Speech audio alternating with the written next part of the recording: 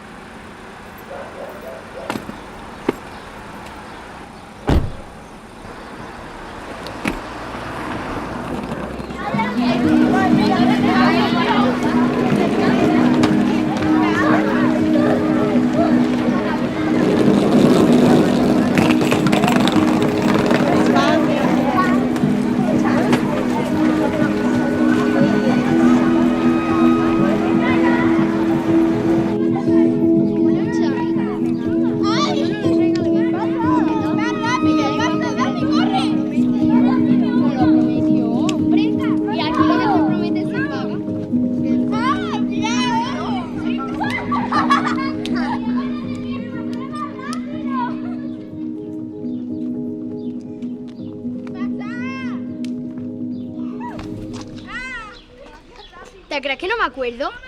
Eres tonta si piensas que te puedes esconder de mí. Venga, dame lo que me prometiste. Hola, ¿en qué mundo vives? Ya lo has escuchado, dáselo. Si no te enteras, dáselo. ¡Qué pringa!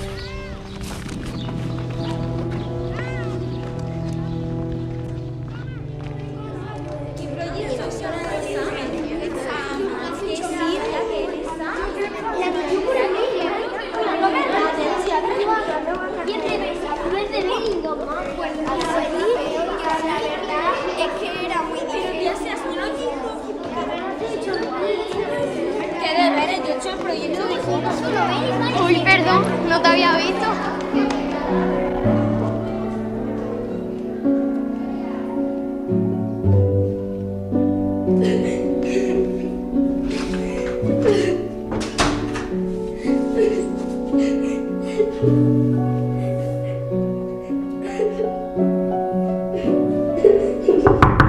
Hola. Ana, ¿estás bien? ¿Qué te pasa? Que Kevin y su pandilla no me dejan en paz y no para. Ah, es que yo soy amiga de Kevin y no quiero que me haga nada.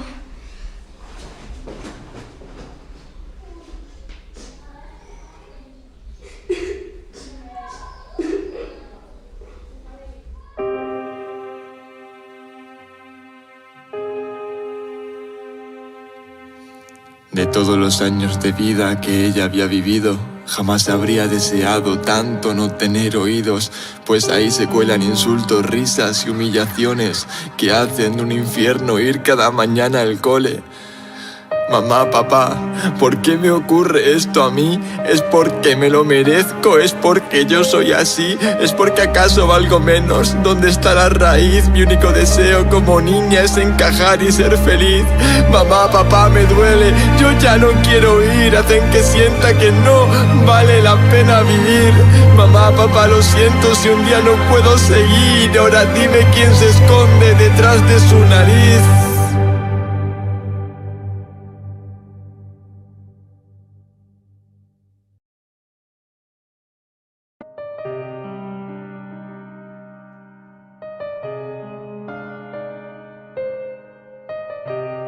Porque un payaso me hace reír y no llorar.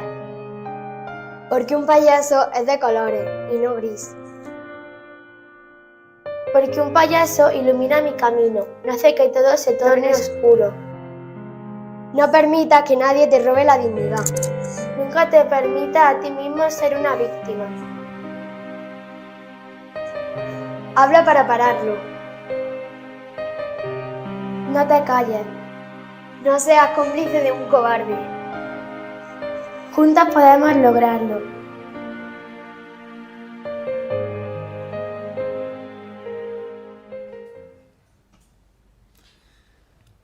Muy buenas tardes a todos los miembros de la comunidad educativa, a los que están presentes en este salón de pleno del Consejo Escolar de Andalucía y a quienes nos siguen a través del canal de YouTube del Consejo Escolar de Andalucía en directo y también en diferido y también a través del canal de podcast del Consejo Escolar. Hemos comenzado esta sesión con una conmovedora historia de Nariz de Payaso sobre el bullying que se elaboró el curso pasado en el Colegio Reyes Católicos de Santa Fe y que apunta a uno de los motivos que generan problemas de salud mental en nuestros niños y adolescentes. Es para mí un placer, como presidente del Consejo Escolar de Andalucía, darles la bienvenida a esta jornada tan especial y necesaria, titulada Salud mental y conducta autolítica, educación, prevención y apoyo. En primer lugar, quiero agradecerles la presencia a todos y su interés en este tema, que lamentablemente afecta cada día a más jóvenes y que exige una profunda reflexión y acción desde todos los ámbitos de nuestra sociedad. Hoy nos reunimos con el objetivo de abordar uno de los grandes retos de nuestro tiempo, la salud mental de nuestros adolescentes. La adolescencia es una etapa de la vida llena de cambios, de aprendizaje y de desafíos, pero también, en muchos casos, de sufrimiento emocional. Nos preocupa especialmente que algunos jóvenes lleguen a experimentar pensamientos de autolesión o de ideación suicida, situaciones que requieren de una respuesta conjunta y coordinada de toda la comunidad educativa, de las familias, de los centros educativos y de los profesionales de la salud. En esta jornada vamos a acercarnos a este tema desde diferentes perspectivas para entender mejor los factores que inciden en estos comportamientos y cómo podemos intervenir para prevenirlos y ofrecer el apoyo adecuado. En primer lugar, contaremos con el testimonio de Carlos, un padre que lamentablemente perdió a su hija Ariadna a los 17 años. Su historia, aunque profundamente dolorosa, nos servirá para sensibilizarnos y reflexionar sobre el papel de la familia y el impacto emocional que estas situaciones generan en el entorno más cercano. A continuación escucharemos a dos grandes profesionales del ámbito de la salud, a la doctora Sara Jiménez, psiquiatra, y a la psicóloga Mari Carmen Ferreira, que nos ofrecerán su perspectiva clínica y profesional sobre las causas y tratamiento de las conductas autolíticas. Nos ayudarán a entender cómo podemos actuar desde la prevención y el acompañamiento emocional. Desde el ámbito educativo también queremos compartir experiencias y los esfuerzos que se están haciendo desde los centros educativos. Juan Diego Chica, educador, nos contará cómo se aborda la salud mental en los centros educativos, qué medidas se están implementando y cómo los docentes pueden detectar signos de alerta en sus alumnos. Y por último contaremos con el testimonio de Ismael Martín Anarce, quien nos contará desde su propia experiencia personal cómo la música fue una vía para reconectar con la vida. Su testimonio nos mostrará cómo el arte y las pasiones pueden convertirse en un salvavidas para muchas personas que atraviesan momentos difíciles. Este encuentro estará dirigido a todos, a las familias, a los profesionales del ámbito educativo y de la salud, a los alumnos y a la sociedad en general. Queremos que todos se sientan implicados en la tarea de cuidar la salud mental de nuestros jóvenes y que juntos podamos encontrar las formas de prevenir, de intervenir y apoyar a quienes más lo necesitan. Les invito a participar activamente, a reflexionar y a llevarse consigo herramientas valiosas para poder actuar en nuestros respectivos entornos. Recordemos que no estamos solos en esta misión y que la mejor forma de enfrentar este reto es a través de la colaboración, el diálogo y el apoyo mutuo. Para empezar, vamos a contar con la participación, que lo hará en stream, online, desde Madrid, de Carlos Soto, que desde que se suicidó su hija Ariadna, su dedicación absoluta es la prevención del suicidio. Ha estado 5 años colaborando en la formación de atención primaria y el SUMA de la Comunidad de Madrid, profesor del máster online para educadores en salud mental infanto-juvenil del Aula Siena, Universidad Camilo José Cela, profesor en diploma online, abordaje integral de la conducta suicida, prevención, intervención y postvención, de Cognos en México y psicológico en Princesa. Formaciones en colegios e institutos de toda la península a través del grupo de expertos liderados por Pedro Martín Barrajón. Formaciones para asociaciones, organismos oficiales y entidades de todo el país.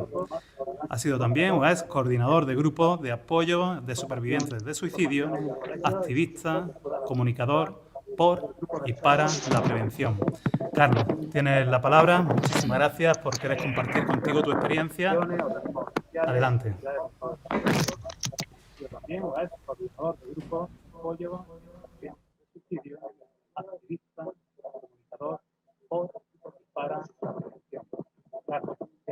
palabra. Muchas gracias por ser compartiendo tu experiencia. Adelante. Pues primero muchas gracias al Consejo por invitarme a hablar. Bueno, nuestra hija Ariadna se suicidó el 24 de enero de 2015 y bueno, la primera gran sorpresa tremenda fue al día siguiente cuando tuvimos que acudir al tanatorio. En ese momento nos encontramos, era muy temprano, pero nos encontramos que estaba lleno de todos los compañeros del instituto de nuestra hija.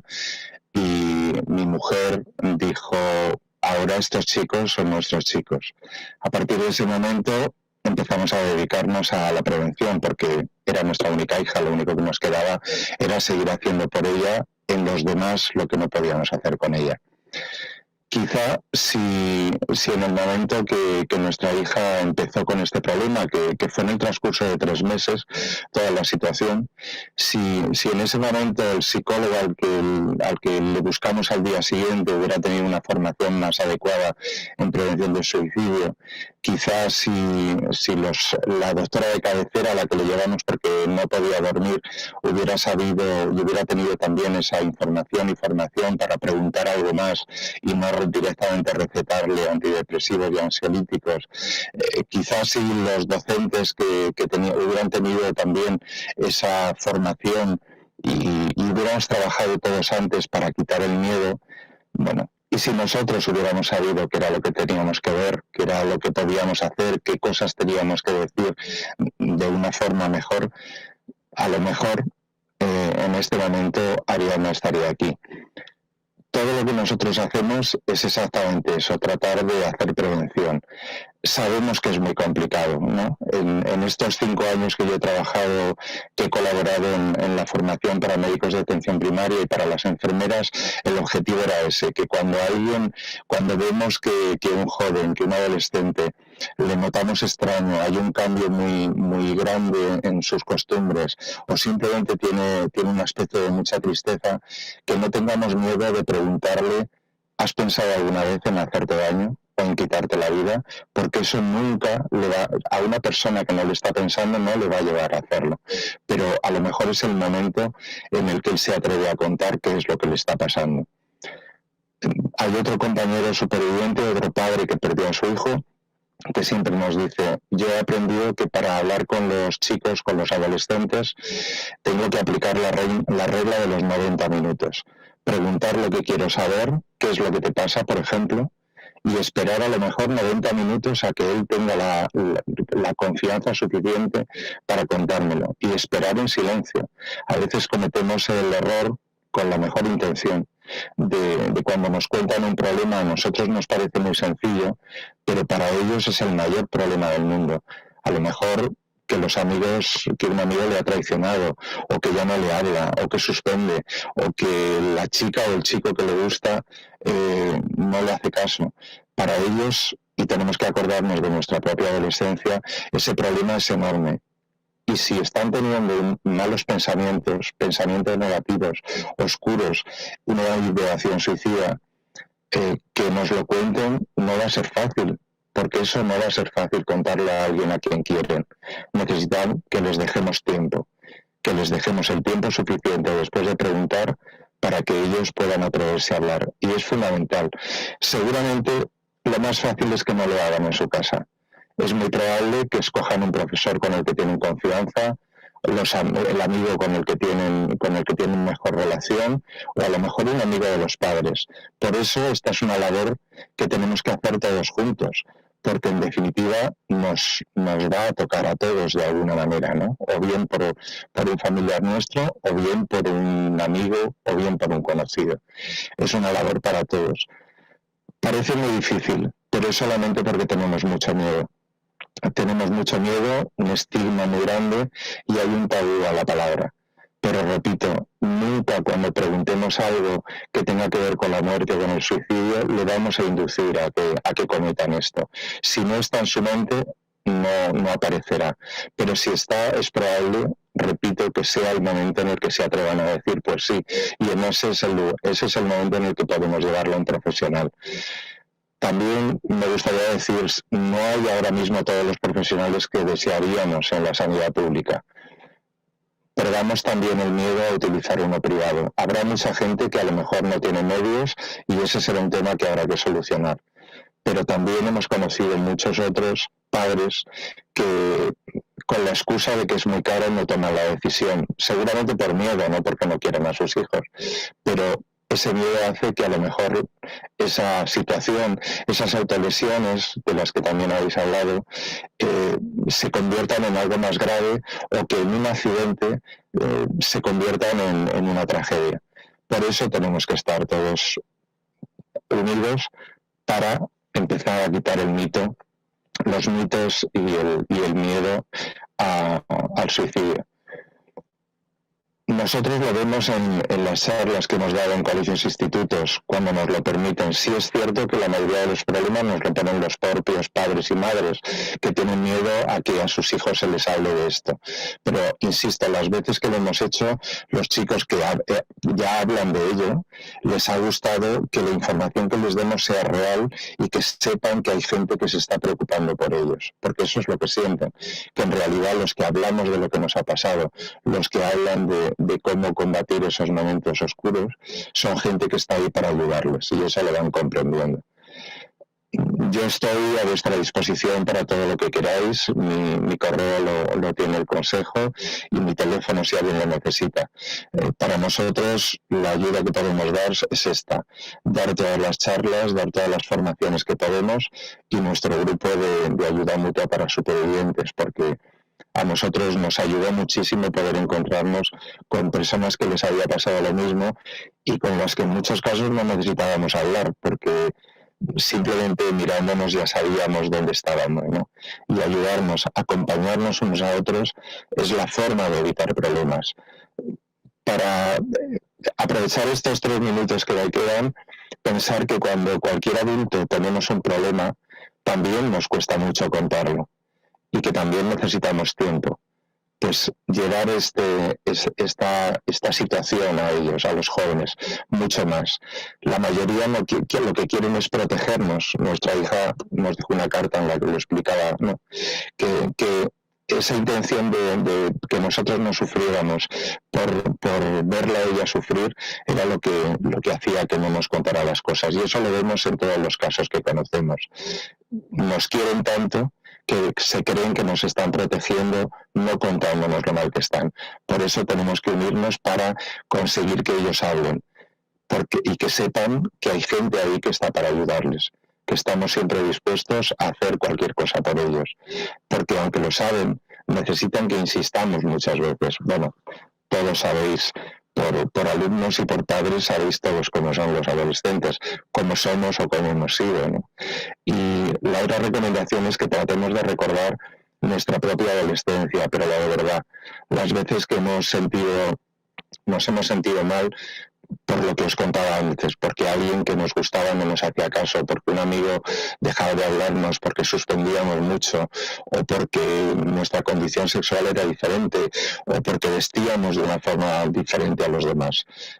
Recordemos lo que nos pasaba, lo que sentíamos, y trasladémoslo a las personas que tenemos a nuestro cargo, porque ellos están pasando por todo aquello que nosotros pasamos, y a veces lo queremos olvidar, o queremos no darnos cuenta y eso a ellos les perjudica. Y otra cosa que a mí me parece es que tenemos que darnos cuenta que este mundo en realidad es de ellos y tenemos que empezar a enseñarles a ellos a combatir este problema.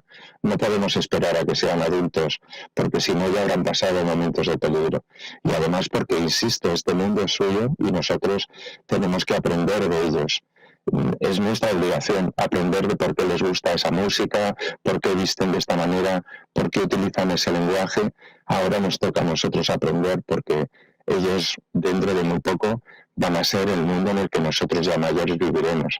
Y para poder entenderles tenemos que hacer el esfuerzo de comprender, a pesar de que a veces nos repate tener que hablar de la música que hablan, ¿no? Pero no tenemos más remedio que aprender. Y bueno, me gustaría acabar el suicidio. Solamente tiene 2 caminos, que es prevenirlo o llorar. Así que hagamos todo lo posible para que lo que hagamos todos juntos sea prevenirlo y no tengamos ni tenga que llorar nadie por perder a un ser querido. Y insisto, tenéis todos mis datos. Quien quiera ponerse en contacto, estoy a vuestra disposición, o de quien lo pueda necesitar. De la adolescencia y trabaja en la Unidad de Salud Mental Infanto-Juvenil Virgen de las Nieves de Granada y está vinculada también a la Universidad de Granada como profesora permanente laboral. Sara, tienes la palabra. Bueno, muchas gracias a todos. A ti, Manuel, por la oferta, por invitarnos. Yo vengo en representación de la USMI. Realmente soy la que ha tocado venir, pero quería decir que vengo en representación de todos nosotros para poder transmitir un poco, bueno, pues nuestra experiencia. Es cierto que después de estos minutos tan potentes con José Carlos, me he quedado así un poco que no sé qué añadir, porque ha dicho tantas cosas tan importantes en tan poquito tiempo, ¿no? que yo creo que ya todo lo que digo, lo que voy a decir sobra, pero bueno, aún así me voy a lanzar. Y también dar las gracias a los asistentes, ¿vale? Que me parece precioso que en un tema como este pues haya tanta gente desde el ámbito, sobre todo educativo, interesada. Es cierto que me consta que hay muchos cursos actualmente sobre formación a enfermeras referentes que hacen desde salud mental. En alguno de ellos he participado incluso, y también para orientadores con estas cosas de prevención emocional y con el protocolo de prevención de suicidio y etcétera, ¿no? Pero que esta iniciativa para abrir el curso me parece especialmente interesante. Bueno, y sin más, pues yo quería empezar.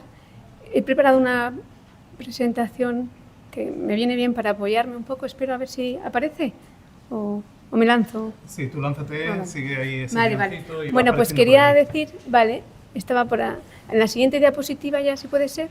Quería dar primero unos datos generales sobre el suicidio en España. Sabemos que el suicidio es una de las principales causas de muerte en jóvenes, podríamos decir la segunda en niños, la segunda en personas entre 15 y 29 años.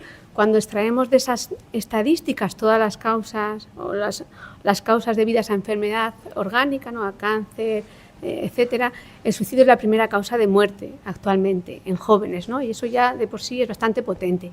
Y después de pandemia COVID, lo que vemos es que hay un aumento muy importante de suicidio en niños. En 2021 aumentó considerablemente la cifra de niños que fallecen por suicidio y en el 22 fueron los adolescentes. Es cierto que el año pasado hubo un ligero descenso, que eso es bueno, pero aún así son cifras que nos asustan, ¿vale?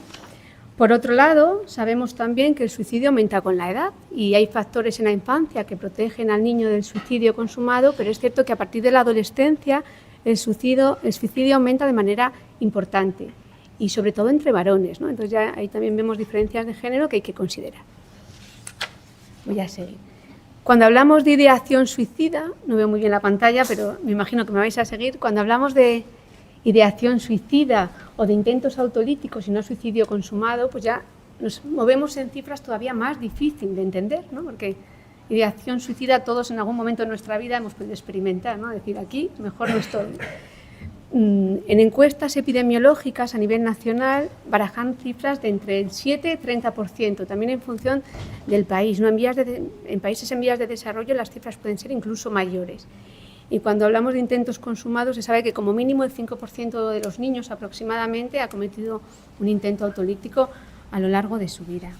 O sea que estamos en un problema serio. Y como decía José Carlos, desgraciadamente a veces parece que un niño muere por suicidio y es algo como que viene sin esperarlo, como de sorpresa, ¿no? Hay un artículo que dice out of the blue o algo así, out of the blue, ¿no? Como no lo esperábamos nadie.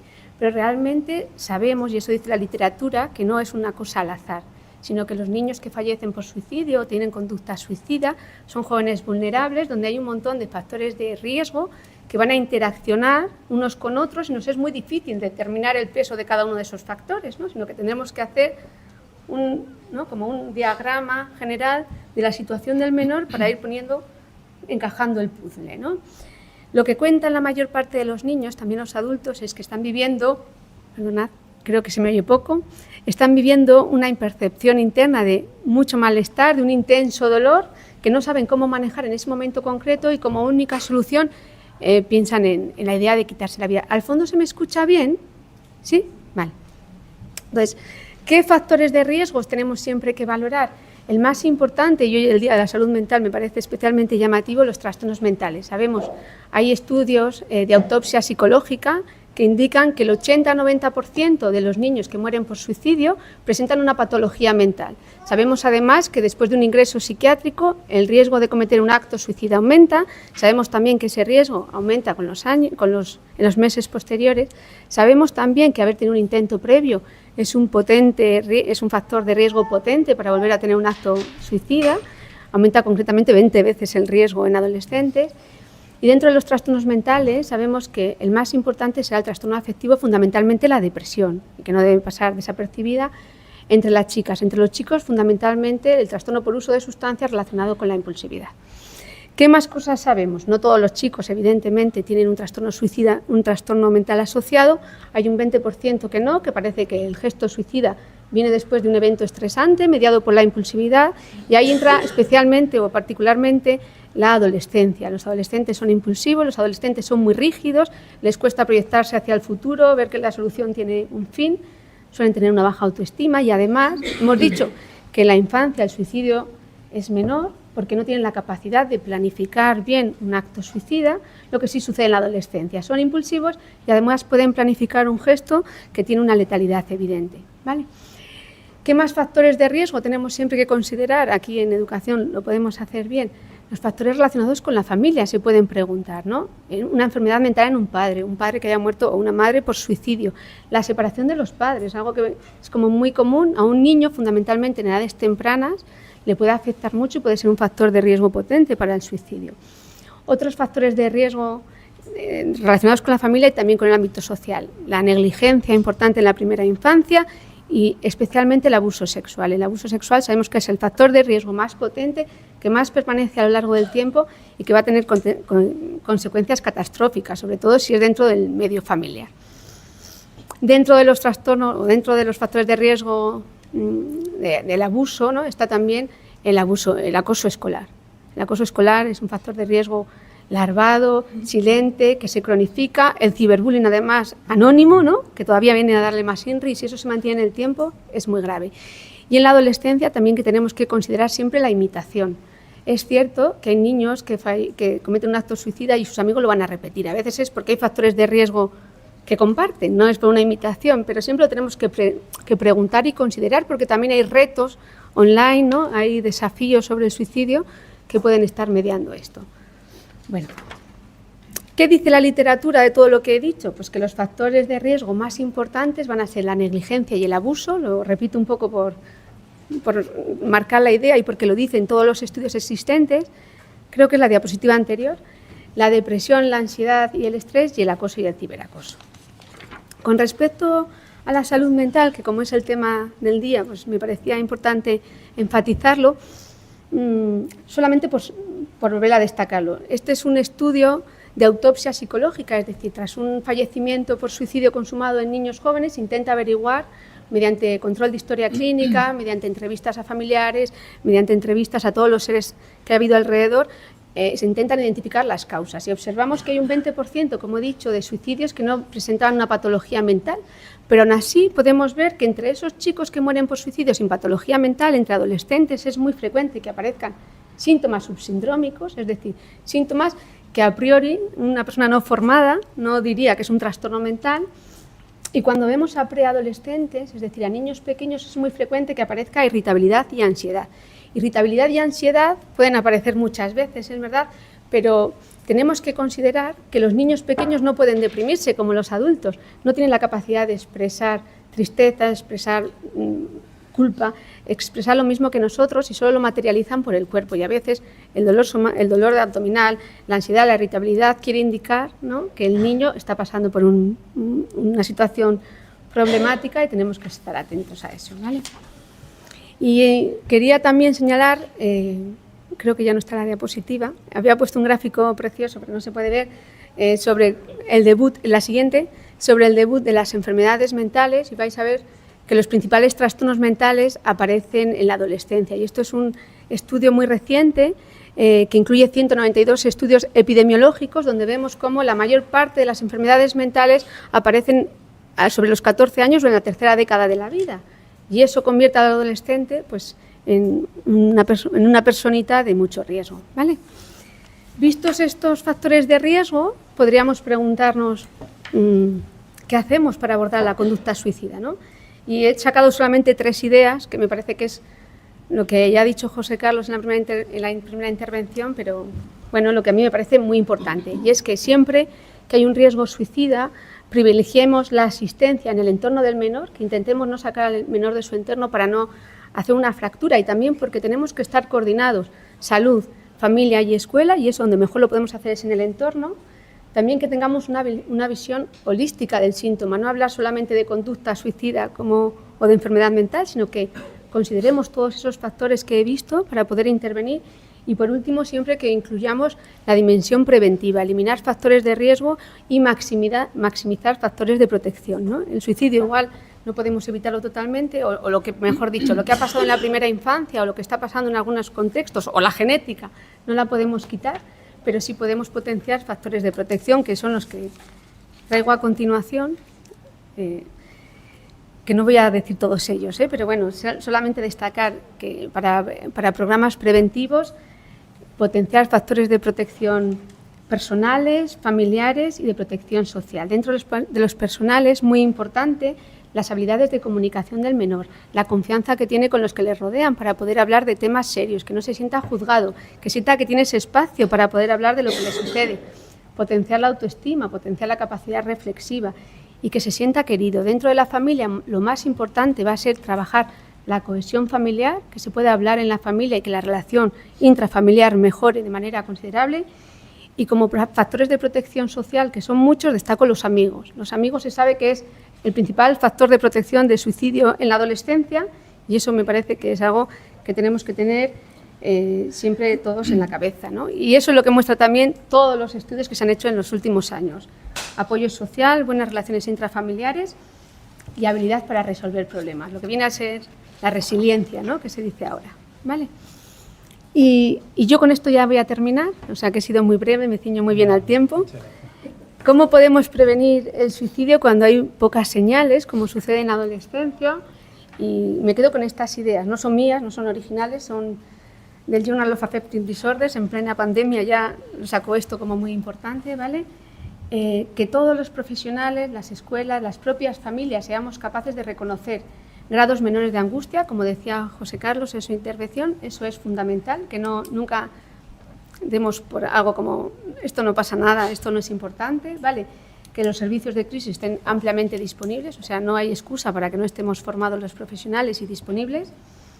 Muy importante, programas de apoyo entre iguales para favorecer fundamentalmente el apoyo social en jóvenes y enseñar conciencia emocional, ya cuidar la salud de cada uno de nuestros jóvenes también para que puedan reconocer en ellos cuando aumenta el riesgo suicida y también en todos los que les rodean, ¿no? Y yo con estas 4 ideas pues doy por concluida mi intervención. Muchísimas gracias, Sara, por compartir todas esas consideraciones. Creo que han sido de un gran interés, ¿no?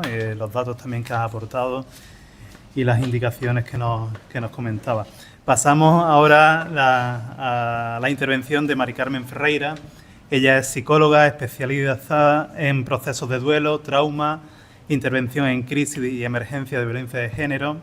Pertenece al grupo de intervención en crisis y y emergencias del Colegio Oficial de Psicólogos de Andalucía Oriental y al grupo de intervención en crisis para familias de víctimas de violencia de género y atención al duelo de hijos e hijas de víctimas mortales o de tentativas de violencia de género.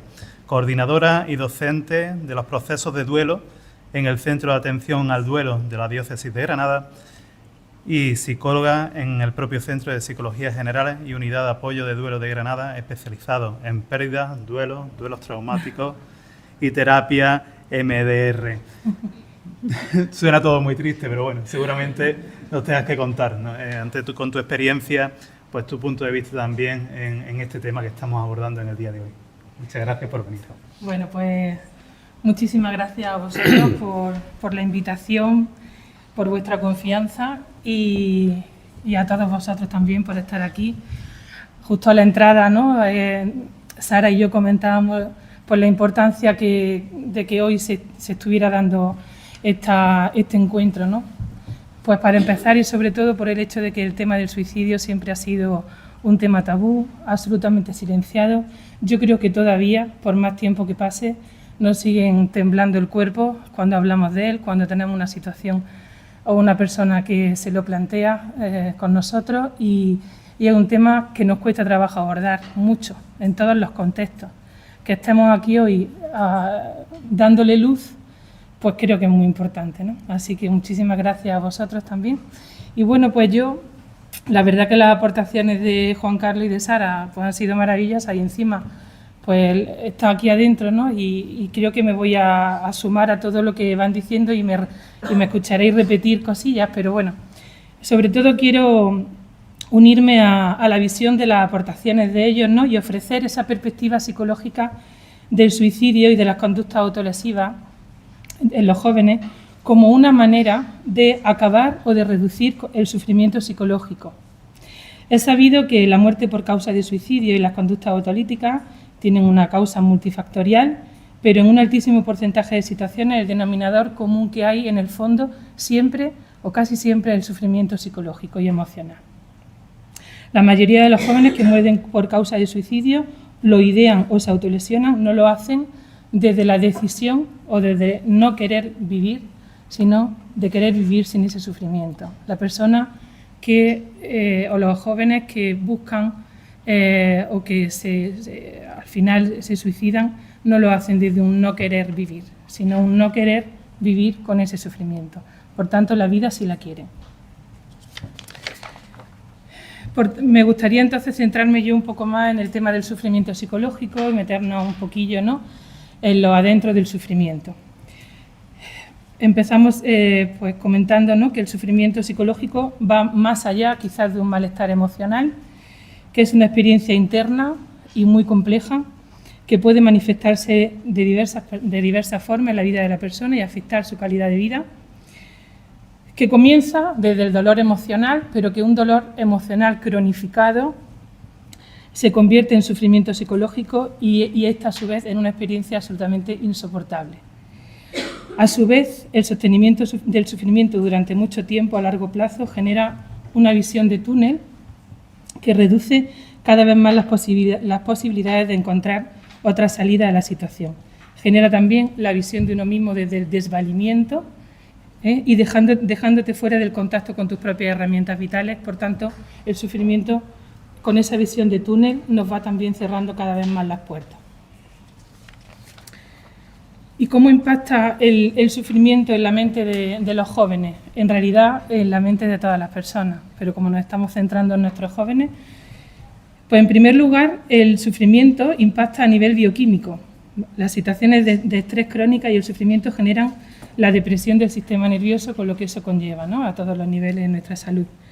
Genera cogniciones negativas, pensamientos negativos, pensamientos distorsionados, pensamientos pesimistas, emociones muy intensas de tristeza, ansiedad, soledad, apatía, desconexión y comportamientos disfuncionales como el aislamiento social, dificultades en las relaciones, abuso de sustancias.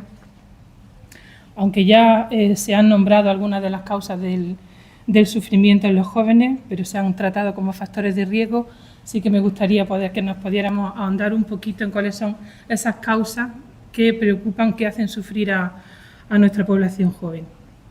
En primer lugar, la presión social y las redes sociales, la necesidad de encajar, la comparación constante con el resto del mundo, por supuesto un mundo ficticio, la exposición a contenidos negativos en las redes sociales, que genera pues, sentimientos de mucha inadecuación, ¿no?, y soledad.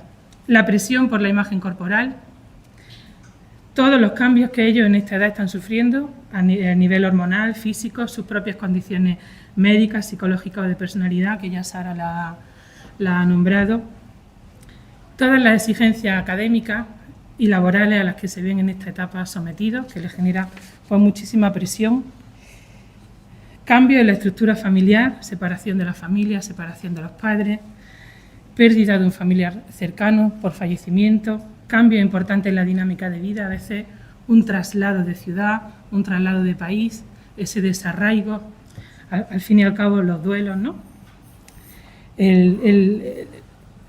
hacen sufrir también. El bullying y el ciberbullying, ser víctima de acoso escolar y en línea, tiene consecuencias devastadoras para la autoestima y el bienestar emocional. Experiencias de discriminación y estigmatización basadas en la raza, en el género, en la orientación sexual, en la identidad de género, pueden llevar a la persona a sentimientos profundos de soledad y de aislamiento.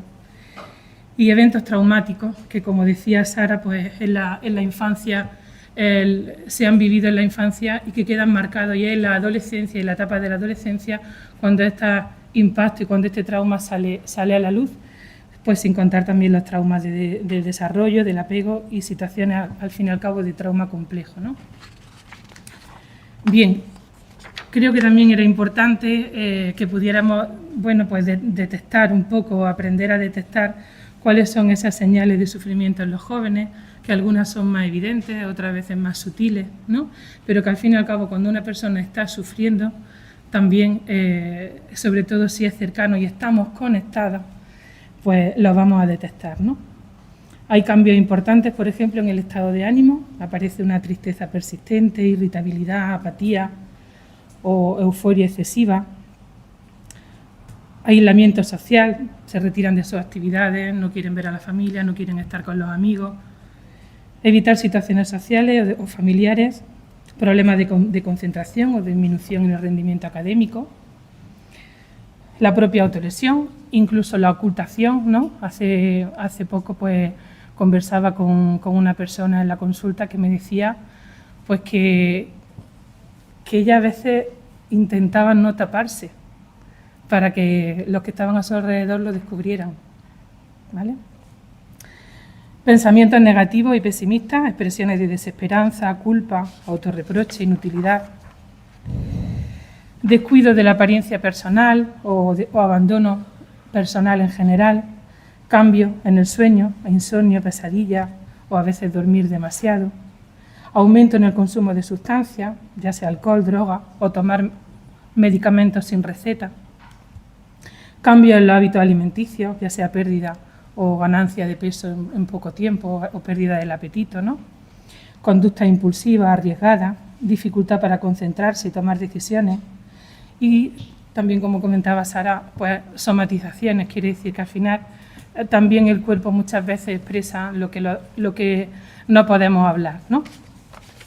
Muy bien, y ante estas señales y ante esta situación de sufrimiento, ¿qué podemos hacer nosotros? ¿Vale? Pues yo voy a hablar, para mí hay muchos, ¿vale? Pero el antídoto del sufrimiento es la conexión humana. Hasta tal punto que en la mayoría de las experiencias traumáticas, cuando hay una experiencia traumática muy dolorosa, muy impactante, para la persona lo impactante y lo doloroso suele ser el haber estado carente de ayuda, haberse encontrado solo, haberse encontrado desconectado, no tanto en sí la situación de trauma, ¿vale? Es decir, a veces dentro de una situación muy traumática, lo devastador para la persona es el haberse encontrado solo. Tanto que ahí cobran sentido los primeros auxilios psicológicos y la intervención en crisis, cuando con esa se intenta devolver a la persona dentro de una situación catastrófica la conexión y la seguridad. Bien, ahí simplemente enumerar que la conexión humana nos va a devolver el sentido de pertenencia, el sentido de protección y seguridad, el fortalecimiento de la resiliencia, el apoyo, la comprensión, entre otros. Para restablecer la conexión, las personas, ya seamos profesionales, familiares o amigos, tenemos la gran herramienta terapéutica, una herramienta capaz de cambiar el mundo del otro. Y esa herramienta es la escucha. La escucha con toda la magnitud que tiene la palabra. En cualquier edad, pero en esta concretamente, desde mi ser educador, sanitario, padre o madre, el acompañamiento basado en la escucha total, en la acogida, en el no juicio, en la apertura, en la confianza, es capaz de reducir el sufrimiento psicológico y generar la salud necesaria para que la persona vuelva a estar en contacto con sus propias herramientas vitales. Y ya para terminar, una llamada a todos. Decir que desde hace muchos años que acompaño psicológicamente a personas que sufren. También tengo la experiencia, muy de vez en cuando, gracias a Dios no siempre, pero tengo la experiencia de que cuando llega a cualquier ámbito de acompañamiento, ya sea educativo, sanitario, social, un joven o una joven que nos transmite angustia existencial, desesperanza o vacío, nos aparece a nosotros la angustia de no saber qué hacer con eso que ahora mismo se nos plantea. Y se convierte entonces en esta situación en una patata caliente que en muchas ocasiones vamos derivando de un sitio a otro y que posiblemente aumente la sensación de soledad y vacío dentro de la persona que está expresando ese dolor.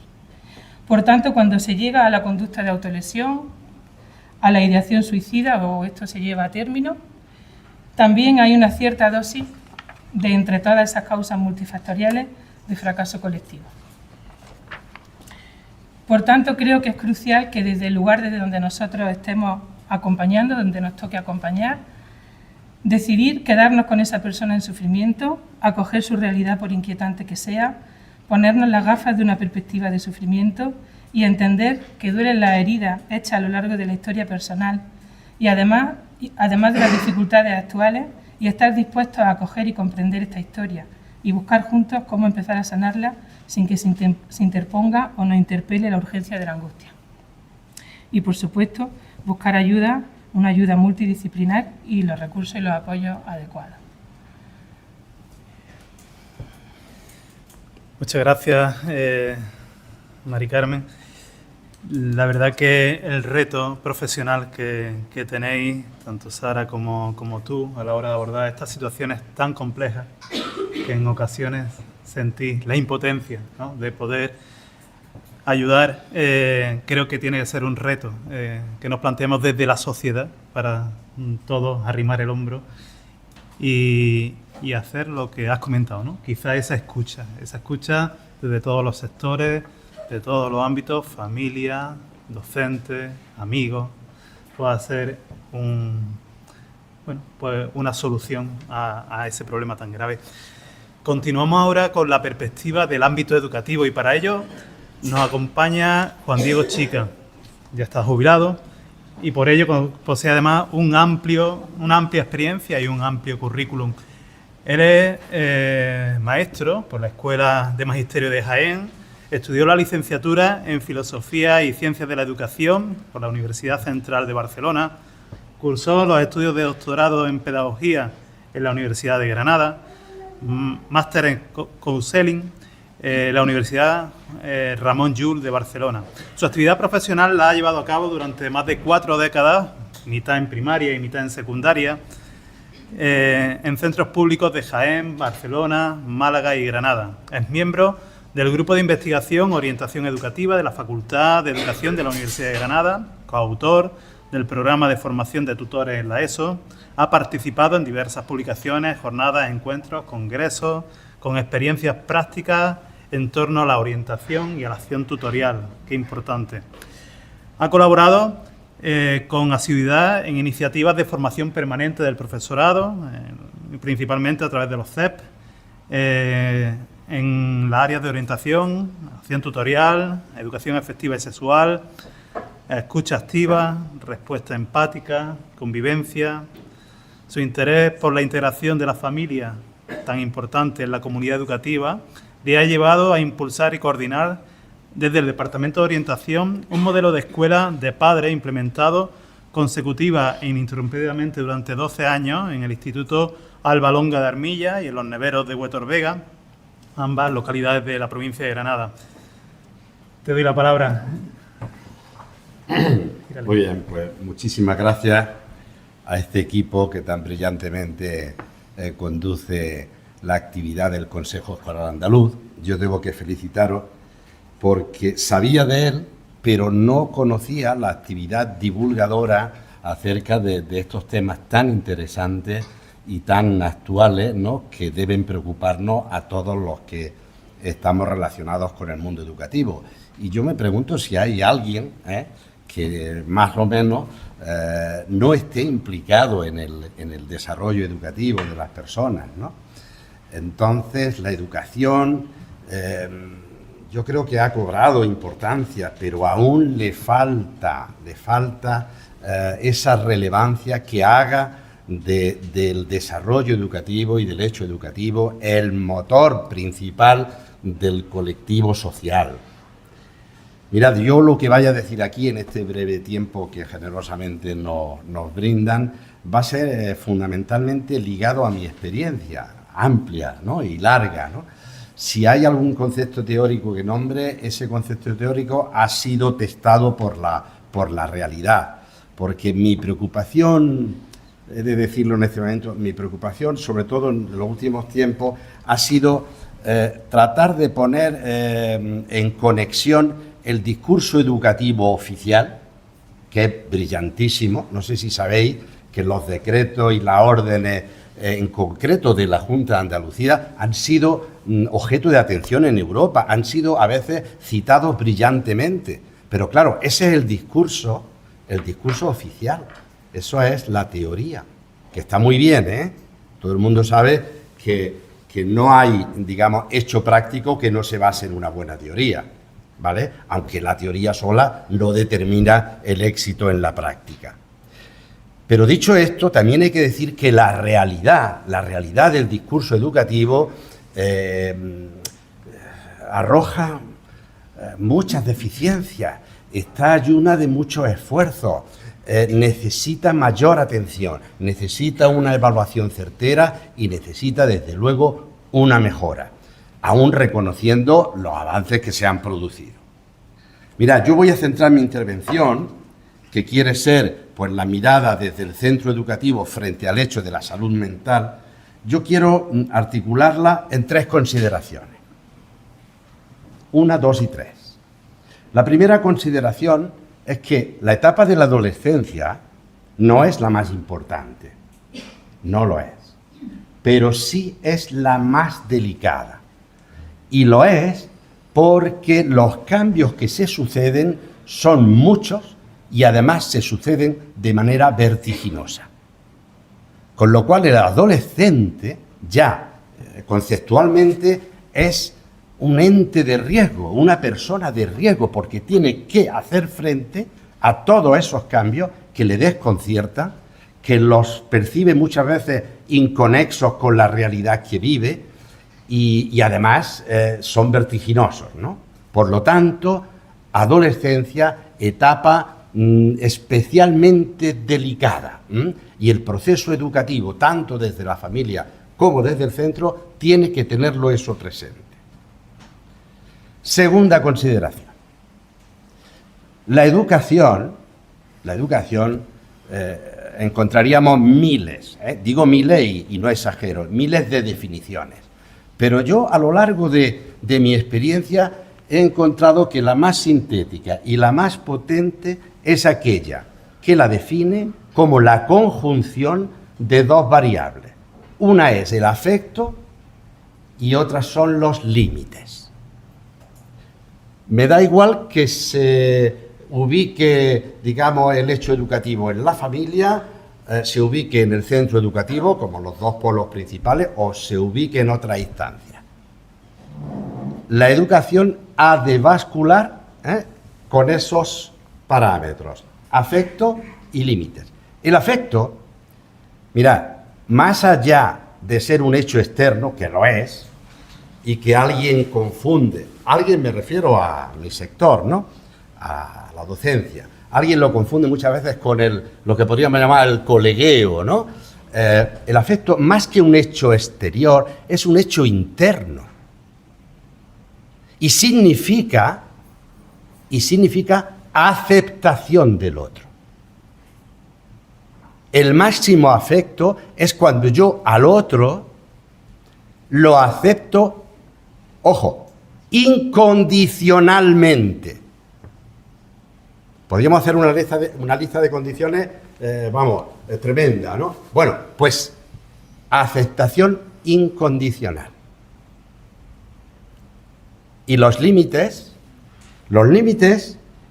vuelvo a repetir, tanto desde la óptica de la familia como desde la óptica del centro educativo, los límites es considerar que no todo es válido, que no todo, digamos, lleva a mejora, que hay fronteras, que hay topes. Os podía poner miles de ejemplos, ¿no? Pero quiere decir que esos límites han de darse. No hay mayor tragedia para el desarrollo educativo de una persona cuando ésta no encuentra límites por ningún lado, cuando da igual 8 que 80, cuando parece que sería parecido el ir para adelante o el ir para atrás. Esto lo llevó a término esa corriente que tuvo, digamos, más aceptación de la deseada, que fue el laissez-faire. Laissez-faire fue una corriente de decir, no hay que entorpecer el desarrollo del niño, que el niño haga lo que quiera, cuando quiera, como quiera. Bueno, pues eso condena a la desorientación, condena a la desestructura de un proceso educativo. Por lo tanto, vuelvo a repetir, afecto y límites.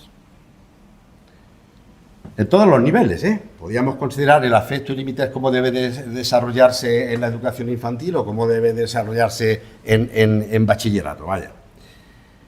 Y otra tercera consideración es que la educación, el proceso educativo, el desarrollo educativo, hoy tenemos que la consejería ya no se llama Consejería de Educación, sino de Desarrollo Educativo, ¿no? Su intención tiene. El desarrollo educativo no es sino dar respuesta a las necesidades de la persona. La persona, como ser humano y no otra cosa, tiene unas necesidades. El ser humano nace carente, nace necesitado. Y eso se ha estudiado. Y se ha estudiado en muchos momentos y por muchos autores. Pero hay uno que, digamos, es objeto de nuestra predilección, que es Abraham Maslow. Abraham Maslow elabora una teoría de las necesidades y además tiene el acierto, tiene la gracia, tiene el arte, diríamos, de reflejarlo en una figura didáctica potentísima, que es la famosa pirámide de Maslow, ¿no? Es interesante, yo pienso que la mayoría de vosotros lo conocéis, pero si alguien no lo conociera, es interesante profundizar en cómo se estructuran esas necesidades. La educación se produce, y hoy más que nunca, multifocalmente. Hoy educa aquí todo el mundo, ¿verdad? Pero fundamentalmente, a pesar de esa potencia hoy de, digamos, de los medios y demás, fundamentalmente los dos focos esenciales que generan la educación son la familia y el centro educativo. Y por este orden, primero la familia y después el centro educativo. Pensad que cuando se llega al centro educativo, independientemente de la edad que se llegue, hombre, modernamente ya prácticamente se empieza llegando a los 3 años, otra vez después se llega a los 6 años, es decir, en esos años ya se ha construido mucha educación, ya se lleva mucha mochila de vida y que tiene que abrazar y que tiene que enfrentar y que tiene que considerar el centro educativo. Pero aún así, el centro educativo tiene una importancia enorme. Detrás siempre de la familia, ¿no? Por derecho y por deber son los padres los, digamos, responsables de la educación y el centro tiene un papel coadyuvante, pero un papel muy importante. Cuando falla en la educación la familia o falla el centro, ahí se crea un agujero grande. Ahí se crea, digamos, una situación que hay que abordar y hay que tratar de remediar. Por tanto, es obvio, esto no es descubrir nada nuevo, la familia y el centro educativo están llamados, están de alguna manera obligados a colaborar. Y colaborar significa laborar con, trabajar con. La familia tiene que trabajar con el centro y el centro tiene que trabajar con la familia, independientemente de la etapa educativa. Como hemos dicho que la adolescencia es una etapa delicada, pues especialmente diríamos en la adolescencia.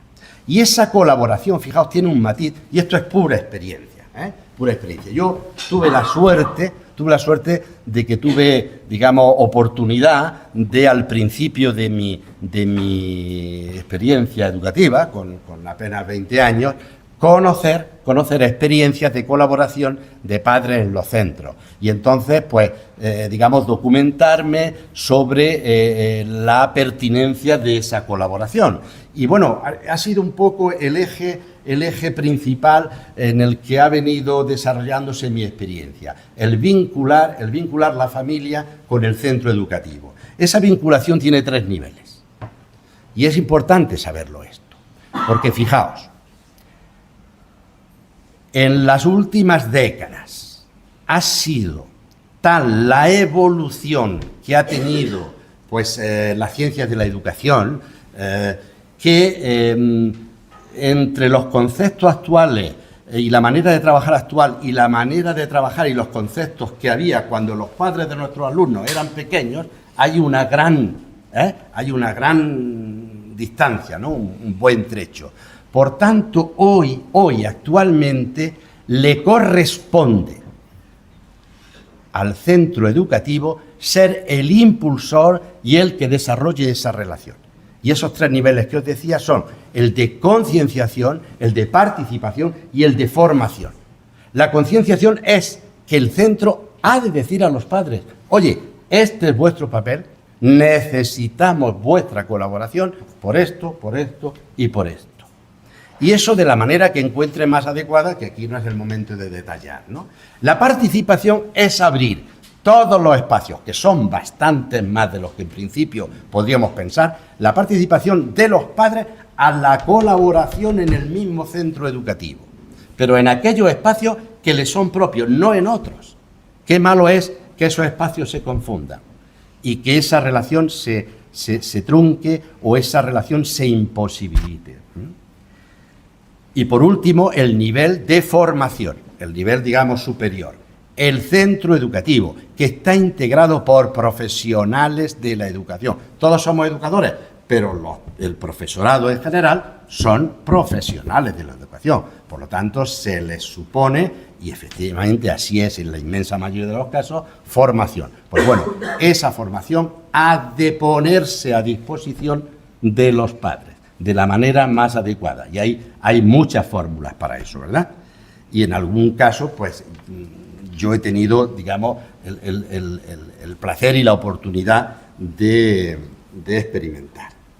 Bien, y hechas estas 3 consideraciones, la especial característica de la adolescencia, el que la educación es afecto más límite y el que la familia y el centro han de estar perfectamente o lo mejor posible coordinados y colaborar, vamos a echar una mirada a lo que debe ser el especial esfuerzo del centro educativo, que es la óptica preventiva. Prevenir el que surjan problemas, dotar al proceso educativo de tal potencia, de tal salud, digamos, que impida que se produzca, la enfermedad educativa, ¿no? Y una de ellas es, pues eso, el acoso escolar, que ahora nos detendremos también un poco, y este digamos, variado conjunto que ya han descrito tanto Mari Carmen como Sara, han descrito de las conductas, autolesivas, autolíticas que se dice ahora, ¿verdad? Bien, quedaos con esta imagen. La familia y el centro han de hacer como bocadillo. Se me quedó grabado en la Gran Vía cuando pusieron los árboles, me parece que son tilos, no sé exactamente, pero al principio aparecía el arbolito y al lado no había un tutor, había 2. El tutor es el palo este que se pone, ¿no? Entonces, el arbolito estaba encuadrado en 2 tutores, ¿no? Y yo decía, efectivamente, así es el proceso educativo. Familia y centro. Además, ligado al árbol de una manera suave, pero de una manera segura, porque no hay que atosigar, no hay que aprisionar, no hay que, hay que ser suave, hay que ser delicados, ¿no? Ese es el proceso educativo. Familia y centro, coordinados, atentos al desarrollo del escolar, de la escolar. Y luego, en esa óptica preventiva, quiero hacer especial atención a la figura para mí la más importante en el proceso educativo escolar en los adolescentes, en los institutos, que es el tutor, la tutora. Y sin embargo, la realidad pura y dura, aunque nos duela, es que la tutoría, en la mayoría de los casos, no se dice, pero es algo a evitar, que no me toque ser tutor. Y por eso, la tutoría, seguro que cae en el último profesor que llega, en el profesor nuevo, el más inexperto, porque claro, la tutoría conlleva mucho trabajo, claro que sí. Y si se hace bien, es mucho más, porque hay que estar en conexión con los responsables familiares de ese alumno. Por lo tanto, la figura del tutor, y esto lo digo muy alto por si hay alguien en la administración que pudiera, digamos, hacerle eco. La figura del tutor tiene que ser reconfigurada. Hay que reinventar esa figura y convertirla en la figura de mayor dignidad del centro educativo, especialmente en los institutos. Y para eso se necesita dotación de recursos de todo tipo. Recursos de tiempo, recursos de formación, recursos económicos, por supuesto, y ser objeto especial de formación. De formación. ¿Cuánta formación necesita el tutor? Mucha. Y especialmente hoy en algo que me ha alegrado escuchar en Mari Carmen, que es formación en escucha. Si todos necesitamos ser escuchados, si todos necesitamos cauce para nuestra vida emocional, que en la adolescencia es tumultuosa, necesitamos, pues, un cauce. Y ese cauce ha de ser el tutor, que está cerca del alumno, que lo observa, que lo trata, que coincide en actividades pedagógicas especialmente diseñadas para que los adolescentes se expresen. Yo cada vez que me entero que en un instituto hay un taller de teatro, vamos, hago aplausos con las orejas, ¿no? Y qué fácil sería promover eso, planificado, digamos, debidamente, y muchas otras cosas, ¿no? Por tanto, formación en escucha. Mirad, la escucha, ya lo ha señalado Mari Carmen, yo solamente quiero añadir, ¿no?, digamos, unirme a ese reclamo. La escucha es, a lo mejor exagero, ¿verdad?, pero yo me pienso que mucho no. La escucha es la tercera gran revolución de la humanidad. La primera fue el descubrimiento del fuego, miles de años atrás. Cuando el fuego se descubre, la vida cambia, todo cambia. Todo, la alimentación, todo. La segunda gran revolución fue el descubrimiento de la rueda. Cuando se descubre la rueda, se transforman las maneras de llevarse a cabo las comunicaciones. Bueno, pues la tercera gran revolución, que está por llegar, digamos, de manera masiva, es la escucha. El caer en la cuenta de que necesitamos poner en marcha esos mecanismos que llevan a que el otro encuentre cauce a su interioridad. Y por último, hacer especial atención al fenómeno del acoso escolar. El acoso escolar, como magistralmente Arnarce nos lo hace ver, el acoso escolar es el estadio que precede a las conductas autolesivas, a las ideaciones de suicidio y fatalmente a cuando se produce el suicidio. ¿El acoso escolar siempre ha existido? Sí. Lo que pasa es que modernamente está agravado, pues, por la revolución tecnológica en la que estamos inmersos. Pero el acoso escolar, que no es otra cosa que la puesta en marcha de mecanismos violentos, la violencia es algo que anida en el ser humano, está ahí como latente.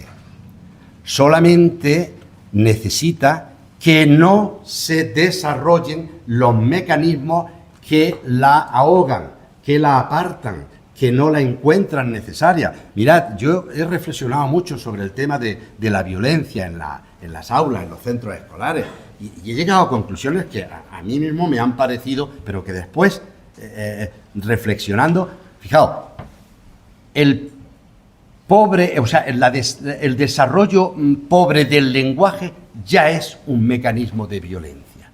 No te sé explicar mi desacuerdo y entonces te empujo, entonces te pego, entonces no doy salida a mi estallido emocional y como no tengo con quién hacerlo, entonces pongo en marcha el mecanismo de la agresión. Mira, objeto del PAT, que es el Plan de Acción Tutorial, debe ser hoy primordialmente la prevención del acoso.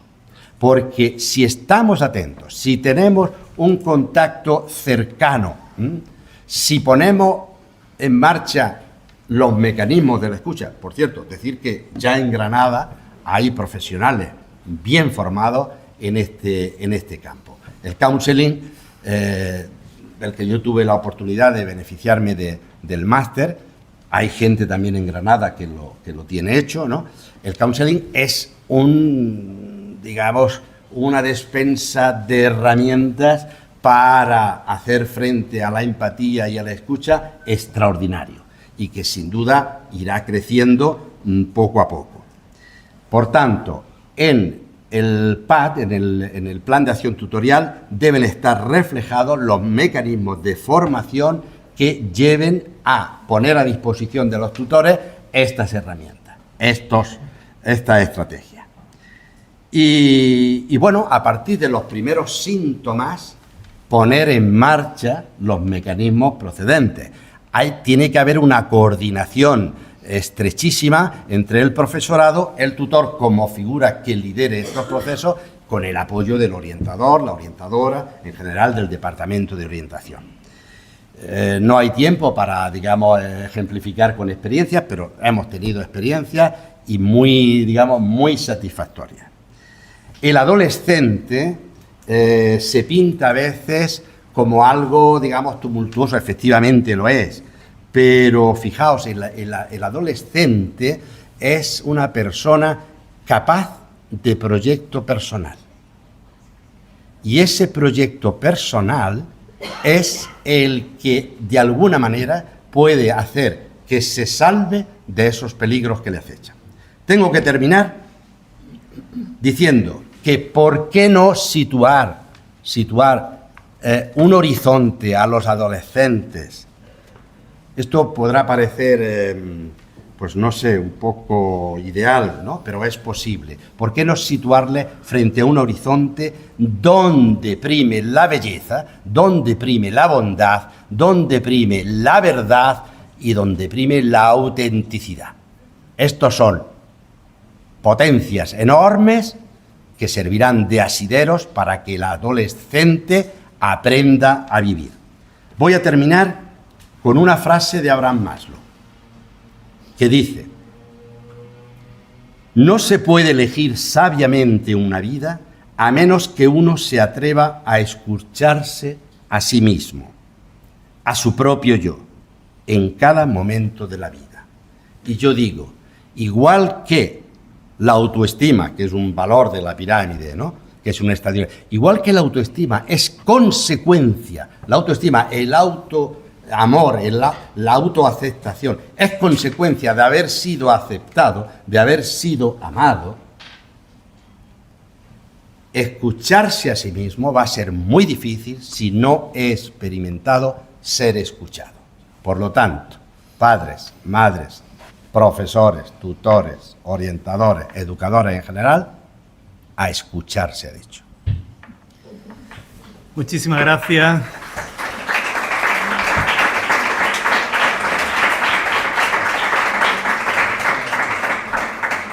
Se vuelve a poner de relevancia la palabra escucha, también en el ámbito educativo. Qué importante la figura del tutor y cuánto gana un aula, un grupo clase que tenga un tutor preocupado por sus alumnos, que contacte con la familia, y qué importante es también la participación de las familias en el ámbito educativo.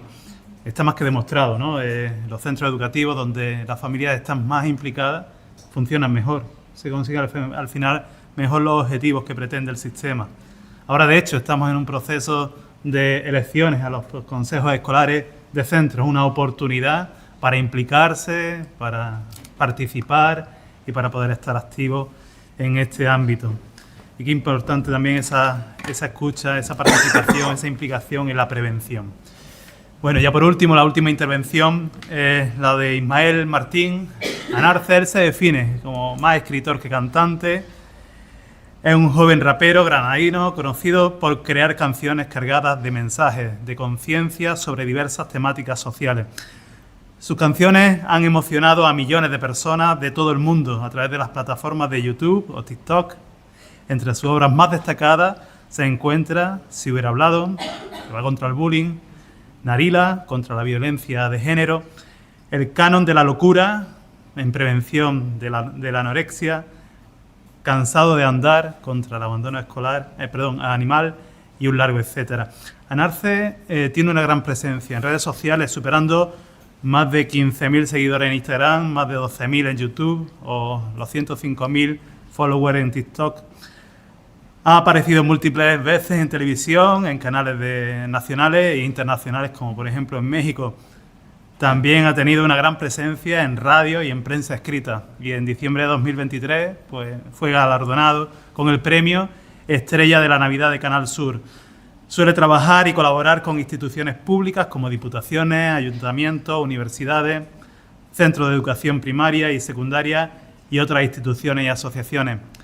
Le vamos a dar la palabra a Anarce para que en primera persona nos cuente su propia experiencia y cómo la música le ha ido ayudando. Cógete un micro y le damos permiso para que nos den la espalda sin ningún tipo de problema. Ahí está. Querida mamá, te escribo porque ya no aguanto más. Sé que mañana tengo clase, pero ya no me verá ni aunque si lees esto. Sé que tú ya lo sabrás, quiero contarte esta historia antes de ponerle un final, verás. Todo comenzó con miradas por el pasillo, yo sé que soy diferente, pero me llaman pardillo, para ellos es una broma, yo por dentro grito y chillo, pues cada una de sus risas me duelen como cuchillos y yo ya no sé qué hacer. Juro que intento ser fuerte, he perdido a mis amigos, temen correr la misma suerte, me robaron material y probé a ser valiente y he acabado en el suelo con una herida en la frente y sé que a veces en casa con impulsividad reacciono, yo no quiero contarte nada, siento que te decepciono, no quiero que pienses que tu hijo es un perdedor, así que lloro solo en mi cuarto y me guardo en mí este dolor. El otro día fui al baño y entre cuatro me encerraron, me han metido la cabeza en el váter y en el lavabo, me han escupido en la cara y mientras otros han mirado, han dicho que lo mejor sería que me hubieras abortado, estoy cansado. He borrado todas mis redes sociales porque llueven comentarios que me dicen, tú no vales. No veo la clave para darle a esta situación la vuelta, mamá, yo no sé cuánto más podré soportar esta mierda. Chicos, chicas, hombres, mujeres, profesores, profesoras, esta es la carta esta es la canción que yo hice hace un par de años, que más tarde revelé, que era mi propia carta de suicidio. Con 14 años intenté quitarme la vida. Sufrí bullying, mucho bullying. Fueron desde los 11 años hasta los 16 y uno de los peores años de mi vida. Sé que mucha gente ya conoce mi historia, habrá otra que no. No tengo el tiempo para contarla como a mí me gustaría, así que puedo resumiros un poco lo que pasó en mi vida. Quiero empezar por ahí. Veréis, yo tenía 10 años, era un chaval normal como cualquier otro. Tenía una familia normal, vivía con mi padre, vivía con mi madre, vivía con mi hermana. Pero cuando mi hermana empezó el instituto tuvo la mala suerte de también recibir este acoso escolar y de que, empezaron a llamarla gorda y terminó desarrollando un trastorno de la conducta alimentaria, anorexia. Fueron años muy duros, lo siguen siendo porque la sigue teniendo, aún hoy con 26 años. Pero esta anorexia cambió mi vida por completo. Llegó un momento en el que fueron tantos gritos en la casa, peleas, voces, llantos, que mi padre terminó por irse para no volver nunca más y mi madre pues pensó que era una buena idea mudarnos a un nuevo lugar donde empezar de cero Y eso hicimos, mudarnos a un nuevo pueblo, lejos de mis amistades, lejos de mi padre y lejos de lo que yo conocía como un lugar seguro. Allí llegamos, a ese nuevo pueblo. Y bueno, no pasó mucho tiempo hasta que mi hermana volvió a ingresar en otro hospital aún más lejos y mi madre tuvo que irse todas las noches, o la mayoría de ellas, a dormir con mi hermana. Yo tenía 11 años y comía solo. Yo tenía 11 años y vivía solo. Yo tenía 11 años y dormía totalmente solo. Llegó el momento en el que tuve que empezar el colegio, a mitad de trimestre de sexto de primaria. Yo no sabía qué me podía esperar, pero bueno, ahí llegué yo, con ganas no de empezar, pero con mucho miedo, a mitad de trimestre, un niño nuevo en un colegio, además, en sexto. Recuerdo que cuando la profesora me presentó, lo primero fue escuchar algunos susurros, que luego fueron yendo a risas, luego terminaron en motes, en aislamiento escolar. Claro, yo era un chico que estaba realmente deprimido. Todos los problemas que había tenido en mi vida anterior hicieron que yo no estuviese bien al 100% como para enfrentarme a la vida como otro chico podría haberlo hecho. Yo a veces llegaba a clase y me sentaba en mi sitio y me ponía a llorar. Yo en ese momento no lo sabía, ahora que soy adulto lo sé, yo tenía una depresión. Pero bueno, la cosa es que al empezar el colegio las cosas no fueron bien. Y empezaron a hacerme bullying, fueron también collejas, fueron patadas, fueron escupitajos en el pelo. Y sobre todo el dejarme solo. Yo no tenía amigos, nadie quería juntarse conmigo. Entonces yo recuerdo que lo pasé muy mal. Lo pasé muy mal estando solo, pero aún simplemente era un sufrimiento que yo tenía casi asimilado, porque era lo que a mí me había tocado. Quizá por ser diferente, quizá porque sí, ¿no? Llegó el momento en el que empecé el instituto. Y yo pensé que sería mejor el instituto y me tiraban piedras a la cabeza en el patio de recreo. Y jugaban a que yo era un blanco, ¿no? A que tenían que dar y si me daban, pues ganaban. Entonces yo dejé de salir al patio de recreo porque a mí me daba pánico que me llevase una piedra de repente. Yo recuerdo que me quedaba escondido en un recoveco de la clase. La profesora me decía que no podía estar en clase. Entonces yo me quedaba en el recoveco que justo entre la puerta y el pasillo. Muchos de esos días, pues bueno, para mí el recreo era un infierno. Las salidas lo eran aún más, me perseguían, me tiraban basura, me restregaban plátanos podridos en la cara, me robaban las zapatillas, las tiraban por encima de verjas y me hacían escalarlas. Y todo esto duele, sí, claro que duele, porque encima el bullying tiene algo que es súper importante, que es la repetición. Pasa una vez, otra vez y otra vez y otra vez. Puede que no todos los días te peguen, pero sí es muy probable que todos los días te insulten, te humillen, te hagan sentir mal, te digan un mote despectivo, y eso pasa un día sí, otro también y otro también. ¿Qué termina haciendo eso? Que tu autoestima acabe. Recuerdo esa vez justo cuando tiraron mi zapatilla por encima de la verja a un descampado, me hicieron escalarla, llegar al otro lado y al ponerme la zapatilla llena de pinchos, recuerdo que también tenía heridas en las piernas y me tocó volver a salir. Y lo que más me dolió no fue ni las heridas que tenía en las piernas, ni los pinchos que tenía la zapatilla. Lo que más me dolió era que era justo la salida de clase. Y más de 1000 alumnos de mi instituto veían como yo era un perdedor, como yo no valía para nada, como mi vida era una auténtica basura y no valía nada. De repente un día salí de clase y todo estaba oscuro. Hacía un día soleado, un día tan soleado como el de hoy, pero todo estaba oscuro. Y ese día no sentía nada. Caminaba de vuelta a mi casa, todo estaba oscuro. Llegué a la calle de mi casa y todo estaba oscuro. Abrí la puerta de mi casa, no había nadie, como de costumbre, y todo estaba oscuro. Recuerdo que caminé hacia el salón, subí las escaleras y todo era oscuridad. Llegué a la puerta de mi cuarto, abrí el pomo de la puerta casi temblando y ahí estaban las pastillas preparadas en la mesa. Y ese día supe que me iba a quitar la vida. Ese día supe que mañana no me iban a ver más en clase. Era el final. Me senté en mi silla y escribí: querida mamá, te escribo porque ya no aguanto más. Justo ahí me rompí a llorar. ¿Sabes? No pude continuar porque por una parte pensaba en que mi madre llegaba gritando mi nombre por el pasillo, cansada de haber estado en el hospital con mi hermana, muy lejos, y cómo de repente, temblando, me encontraría sin vida en mi habitación. ¿Sabéis? Pensé que ella nunca se lo perdonaría y pensé que yo ni muerto podría perdonarme hacerle eso a mi madre. Por una parte, eso fue una de las cadenas, entre muchas comillas, que me mantuvieron en la vida. Y por otra parte, yo sí tenía un amigo que era increíble, que era súper fiel, siempre estaba a mi lado. Ese amigo a veces era mi madre, a veces era mi padre, a veces era mi hermana, a veces eran los amigos que no tenía. El folio. me pasaba la totalidad de las 6 horas de clase escribiendo canciones. Para mí era mi hogar, mi casa, era el papel era donde yo podía poner cómo me sentía, cómo estaba de mal o cómo estaba de bien, depende de cómo fuese el día. Pero para mí era toda mi comunicación. Y en ese momento en el que estuve a punto de quitarme la vida, me agarré a esa idea.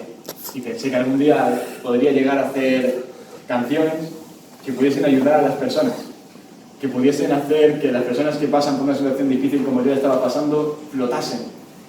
Ser esa vía de ayuda que yo no había tenido, porque yo estaba totalmente solo. Hoy en día, esa promesa que me hice en ese momento me mantiene con vida. Es mi motivo de vida. Y me dedico principalmente a ello, a estas canciones. Después de decir todo esto, quiero decir que vivo mi sueño, ¿vale? Que ahora mismo soy una persona muy, muy feliz, que eso pasó, aunque ha dejado muchas secuelas muy drásticas en mí, y problemas de autoestima, etc. Bueno, quien haya sido víctima de bullying sabe lo que terminas arrastrando. Pero ahora mismo soy una persona muy, muy feliz. Dejando el tema de lo mal que lo pasé, de que estuve a punto de no estar aquí, me encanta que podamos hablar de suicidio. Y me encanta decir la palabra con la boca abierta, suicidio. ¿Por qué lo digo? Porque esta tarde subí un vídeo a Instagram hablando de este tipo de temas y no puedes hablar de esto en redes sociales. Tú pones la palabra suicidio y te la borran. Tú hablas de conductas autolíticas y desaparece. Ni para bien ni para mal, que para mal lo entiendo. Pero para bien, dar mensajes así, considero que son súper importantes. Ya has hablado de cómo ayuda a hablar sobre ello. Y creo que es súper importante. Veréis, hoy en día me dedico también, en gran parte, a dar charlas y talleres por institutos, colegios, incluso he estado en centros penitenciarios. Este tipo de charlas terminan con una cosa muy especial que os voy a contar, aunque sea un poco spoiler y despotricar, quitar un poco lo que yo hago. Creo que es importante decirlo. Terminan con un papel que yo entrego a los alumnos donde ellos escriben algo que les duele, algo que llevan dentro, algo que no han podido sacar nunca. Algo que les genera un dolor tan inmenso que no lo han dicho siquiera. ¿Y sabéis la gran sorpresa?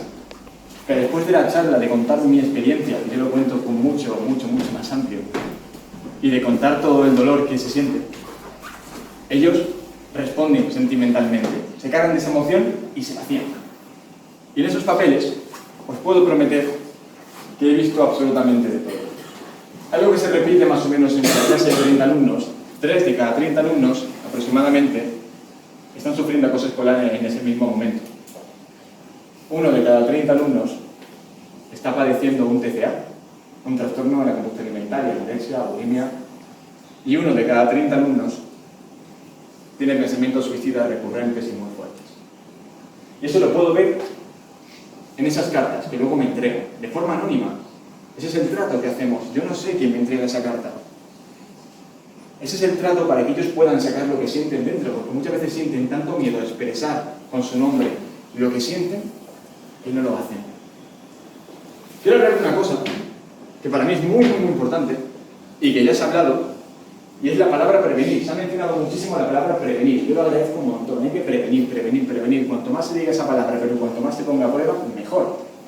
Por otra parte, también es muy importante que, como también se ha mencionado, colaboren centros, profesores, tutores y familias. Mi canción contra el bullying se llama Si hubiera hablado. Y el estribillo dice algo así como: si hubiera hablado de esto, no se acabaría el tiempo. Sé que no hubiera hecho algo al ver mi situación. Prometo que lo intento y quedan en silencio. Lo siento, madre, pero ya no aguanto este dolor. Pero me quedo con el mensaje del principio: si hubiera hablado. ¿Qué pasaría si hubiera hablado? Háblalo. Es el mensaje que yo le doy a todos los niños y niñas que sufren acoso escolar. ¡Háblalo! Pero ¿sabéis cuál es la realidad? Que no todos los adultos están capacitados para responder ante un caso de bullying. Y es una realidad. Hay niños que me han dicho: yo lo he hablado. Yo lo he hablado con mi padre. Y mi padre me ha dicho que es una tontería de críos y que responda yo también con violencia.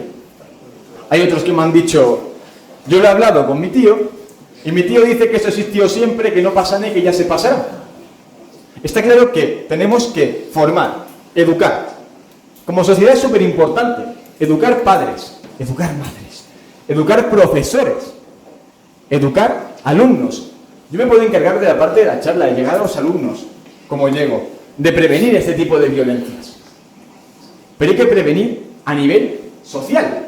Y con social me refiero a toda la sociedad, que somos todos nosotros, los que estamos aquí hoy. Para que cuando alguien venga a nosotros con toda su confianza y diga, mira, he pensado en suicidarme, sepamos cómo responder y no continuemos ese fracaso colectivo que comentabas, que me ha parecido algo brillante, sin duda, que está ocurriendo a día de hoy. Tenemos mucho que hacer, pero tenemos que ponernos manos a la obra. Gracias de verdad por este tiempo, por este espacio, por Cárgate de Vida, por estar aquí cargándonos de vida los unos a los otros, por compartir este tipo de mensajes tan importantes que por primera vez están dejando de ser tabús, y para mí eso es crucial para que se hable de ello y para que lleguemos a un futuro mejor. Y gracias a todas las personas que habéis venido profesores, docentes, etcétera, familias, que habéis venido y que estáis también online, que estáis siguiendo el directo y veo vuestros comentarios y veo todas las personas que estáis ahí y que estáis haciendo tanto porque esto llegue a un futuro mucho mejor. Muchas gracias.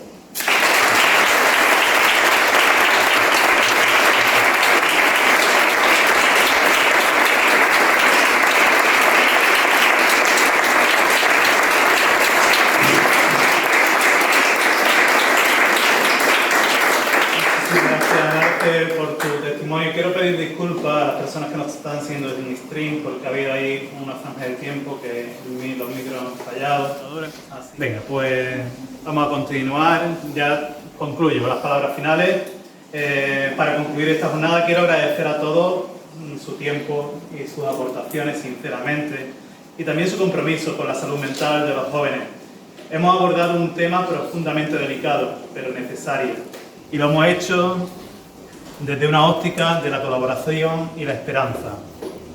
Cada una de las intervenciones nos ha dejado reflexiones clave que quiero destacar a continuación. Acompaña a esta clausura la canción Your Song de Ellie Goulding, que es el legado musical de Ariadna, que dejó a sus padres antes de su muerte. El testimonio de Carlos nos ha conmovido y nos ha reconectado la urgencia de este problema. La pérdida de un ser querido a causa de una conducta autolítica es una realidad que ninguna familia debería de enfrentarse. Su valentía al compartir su historia nos invita a no mirar hacia otro lado, a estar atentos y a ser más conscientes de los signos de sufrimiento que pueden estar presentes en nuestros jóvenes.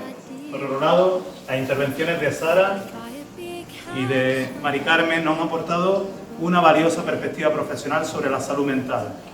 Nos han mostrado que la prevención es posible cuando actuamos desde el acompañamiento, desde la detección temprana y sobre todo cuando eliminamos el estigma que a menudo rodea la salud mental.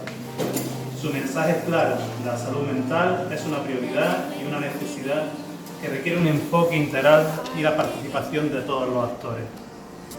Desde el ámbito educativo, gracias a la intervención de Juan de la chica, hemos comprendido la importancia de los centros escolares para que sean espacios seguros donde los alumnos puedan sentirse escuchados y apoyados, insistía en aceptación y límites. Los docentes no solo tienen el deber de enseñar, sino también el deber de cuidar, de detectar señales de alerta para que puedan aparecer en el comportamiento de sus alumnos. Y finalmente, el testimonio inspirador de Ismael, que nos ha aportado la importancia de las vías alternativas de expresión y sanación.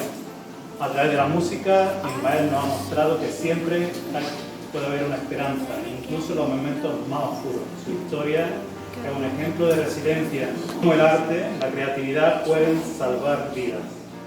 Hoy hemos visto que la salud mental es una cuestión que nos concierne absolutamente a todos, a las familias, a los educadores, a los profesionales de la salud y a la sociedad en general. La clave está en el diálogo y la empatía y en la creación de redes sólidas. Os animo a seguir reflexionando sobre este tema, a actuar y sigamos apostando por una educación que no solo forme mentes, sino también cuide corazones. Muchas gracias a todos por vuestra participación y por vuestra dedicación en este tema tan importante. No olvidemos que juntos podemos marcar la diferencia. Como decía Mari Carmen, no debemos de olvidar que las personas que quieren quitarse la vida no quieren morir, lo que quieren es dejar de sufrir, conocer la forma de dejar de sentirse mal. Y para terminar, pues vamos a concluir con un videoclip de Narce, de esta carta a la que he hecho referencia. Si hubiera hablado, seguro que no les dejará indiferentes. Muchas gracias a todos, buenas tardes y nos vemos en la próxima ocasión.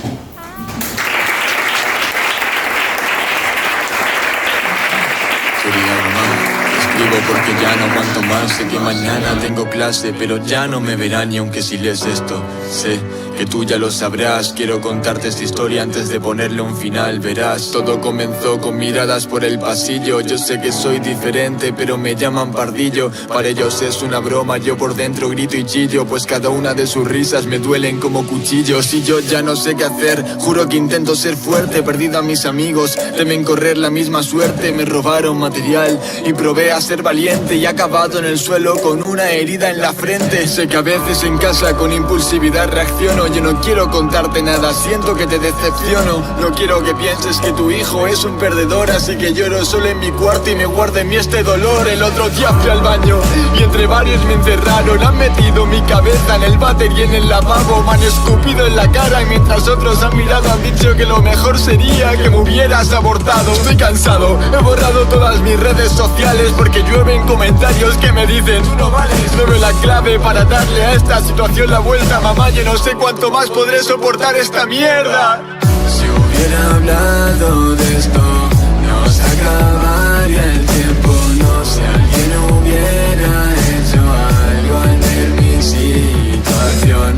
Prometo que lo intento y solo quedaré en silencio. Y yo lo siento, madre, pero ya no aguanto este dolor. Odio mirarme al espejo, ya no me quiero ni ver. Yo no quiero estar aquí, yo nunca te pedí nacer. ¿Quién se va a fijar en mí? Dime, ¿quién me va a querer? Tienen razón, no valgo para nada, mírame. ¿Qué voy a hacer si cada noche sueño que me dan palizas? Me despierto y en mi cabeza siempre resuenan sus risas. Estoy hecho trizas, antes de esto yo era feliz. Ahora depresión y ansiedad ya no me dejan dormir. Claro que quiero salir, pero ¿cuál es la salida? Los profesores no hacen nada, ya ni siquiera me miran. Dicen que si los ignoro me dejarán. Mentira, cuanto más huyo de ellos, más se meten en mi vida. Cada golpe, cada burla y cada insulto me duele. Estoy perdiendo la cabeza, no hay nada que me consuele. Mañana quizás vean mi cara por la tele. Tanto me lo repetían, ahora tendrán lo que quieren. Si hubiera hablado de esto, no se acabaría el tiempo. No sé, alguien hubiera hecho algo al ver mi situación. Prometo que lo intento y solo quedaré en silencio. Y yo lo siento, madre, pero ya no aguanto este dolor. El joven de 16 años que se suicidó el lunes dejó una nota en la que hablaba de las amenazas que sufría en el instituto. Cuenta que le robaban y le hacían la vida imposible. Perdón, mamá, por favor, lucha por estar bien. Dile a papá que lo quiero, lo siento si os defraudé. A mi hermana que sea fuerte, que siempre la cuidaré. A mi perro, gracias por ser el único en serme fiel. Mis lágrimas mojan el papel, este es mi último adiós. Quien abusa del débil no merece ni un perdón. Ojalá antes de actuar recuerden este renglón, porque ahora mi vida se acaba como acaba esta canción. Adiós. Si hubiera hablado de